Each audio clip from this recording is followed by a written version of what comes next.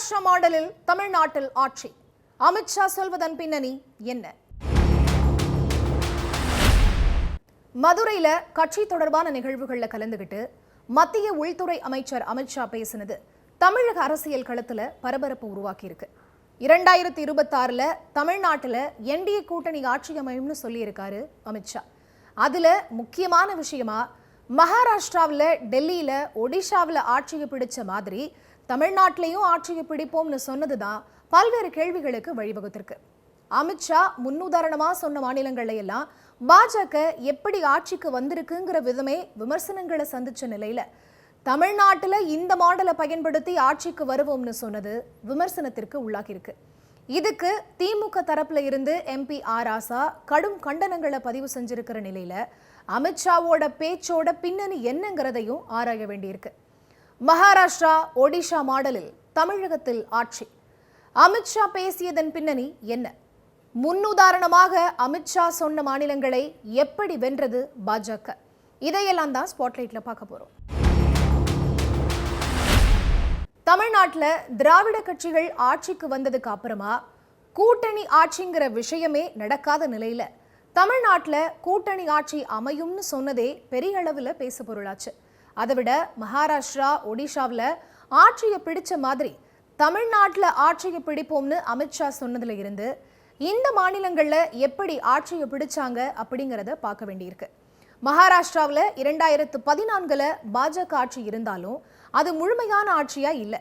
145 தொகுதிகளில் வென்றாதான் பெரும்பான்மைங்கிற நிலை உள்ள மகாராஷ்டிராவில் 2014 122 இடங்களை ஜெயிச்சு தேசியவாத காங்கிரஸ் வெளியில இருந்து அளிச்ச ஆதரவுனால ஆட்சிக்கு பிடிச்சாங்க பாஜக.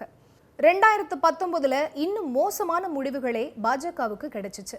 வெறும் 105 இடங்களை பிடிச்சிருந்த நிலையில தேசியவாத காங்கிரஸ்ல இருந்து பிரிஞ்சு வந்த அஜித் பவார் சப்போர்ட்ல ஆட்சி அமைச்சாங்க. அப்புறமா அதுவும் கலைக்கப்பட்டு குடியரசுத் தலைவர் ஆட்சி அமைக்கப்பட்டுச்சு. அதுக்கப்புறமா சிவசேனால ஏக்நாத் ஷிண்டே அணியும் தேசியவாத காங்கிரஸ்ல அஜித் பவார் அணியும் பிரிஞ்சு பாஜகவுக்கு ஆதரவு தெரிவிச்ச நிலையில ஏக்நாத் ஷிண்டே முதலமைச்சராக்கப்பட்டார். இந்த நிலையில தான் 2024 தேர்தலில் 132 இடங்கள்ல ஜெயிச்சு ஏக்நாத் ஷிண்டே, அஜித் பவார் அணிகளோட ஆதரவோட பாஜக கூட்டணி ஆட்சி அமைச்சிருக்கு. அதே சமயம் பாஜகவுக்கு சரிசமமான போட்டியை தந்த சிவசேனா, தேசியவாத காங்கிரஸ் கட்சிகள் வலுவிழந்து சிறு பிரிவுகளா ஆனதும் அதுல பாஜக தலையீடுகள் இருந்ததும் தான் மகாராஷ்டிராவை வெல்ல காரணம்னு விமர்சனங்கள் வைக்கப்படுது.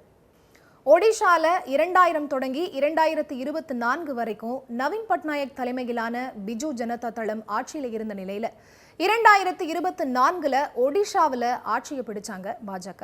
2014 10 இடங்களை மட்டுமே ஜெயிச்சு 3வது இடத்துலையும், 2019 23 இடங்களை ஜெயிச்சு 2வது இடத்துலையும் இருந்த பாஜக 2024 78 இடங்களை பிடிச்சு பெரும்பான்மையோடு ஆட்சிக்கு வந்திருக்காங்க. இதுக்கு முக்கிய காரணமா சொல்லப்பட்டது பிஜு ஜனதா தளம் தேசிய அளவில் பாஜகவுக்கு எதிரான அரசியலை எடுக்காமையும் எதிர்கட்சிகள் வரிசையில் நிற்காம போனதுமே காரணமா சொல்லப்பட்டுச்சு. 2014 20 நாடாளுமன்ற தொகுதிகளை பிஜு ஜனதா தளம் ஜெயிச்ச நிலையில பாஜக ஒரு சீட்டு ஜெயிச்சிருந்தாங்க. ஆனா 2024 பாஜக 20 நாடாளுமன்ற தொகுதிகளை ஜெயிச்சு பிஜு ஜனதா தளம் ஒரு தொகுதியை கூட ஜெயிக்காம போனாங்க.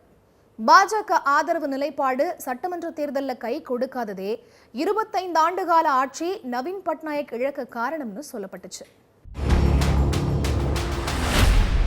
டெல்லி உதாரணத்தையும் அமித்ஷா சொல்லி இருக்கிற நிலையில டெல்லியில 2015 அரவிந்த் கெஜ்ரிவால் ஆட்சிக்கு வந்ததுக்கு அப்புறமா 3 சீட்டுகள் 8 சீட்டுகள்னு தேர்தலை ஜெயிச்ச நிலையில 2024 48 இடங்களை ஜெயிச்சு ஆட்சி அமைச்சாங்க.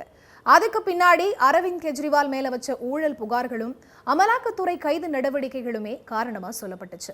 அதோட டபுள் என்ஜின் அரசுங்கிற பிரச்சாரம் டெல்லியில பாஜக அரசுக்கு கை கொடுத்ததா சொல்லப்பட்டுச்சு.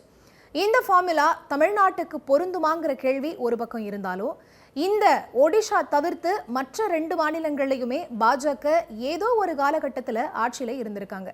ஆனா தமிழ்நாட்டில் 1967க்கு அப்புறமா திமுக, அதிமுக தாண்டி வேற எந்த கட்சியும் ஆட்சிக்கு வரலங்கிற கணக்குகளும் 2 கட்சிகளுமே கூட்டணி ஆட்சியை எந்த நிலையிலையும் அமைச்சது இல்லைங்கிற விஷயமும் இருக்கு.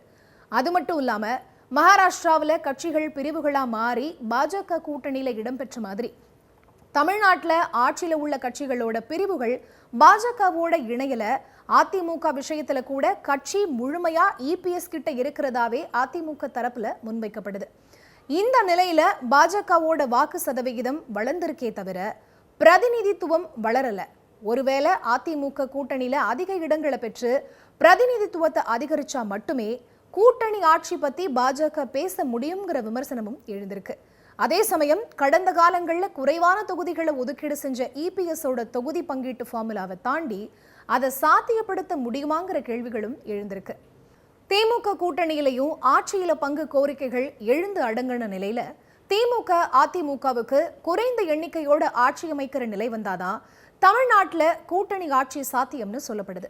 அதிமுக பாஜக கூட்டணி இருக்கிற நிலையில மகாராஷ்டிரா போல கூட்டணிக்குள்ள உள்ள கட்சியை விட பாஜக வளர்ந்தா மட்டுமே இது சாத்தியம்னு சொல்லப்படுது.